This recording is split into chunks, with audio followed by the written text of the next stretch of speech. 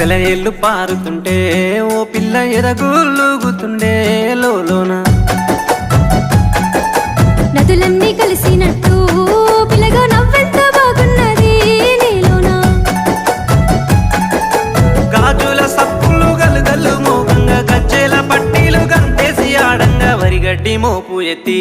ఓ పిల్ల వయ్యారి నడుము పవే ఈ వేళ సిగ్గు